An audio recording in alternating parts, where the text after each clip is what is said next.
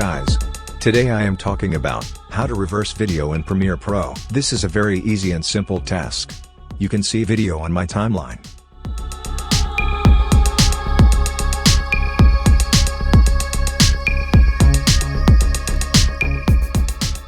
Now select video and right-click.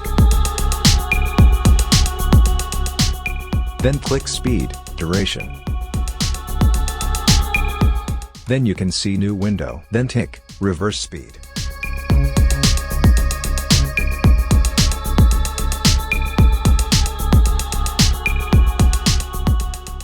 Then tick OK button.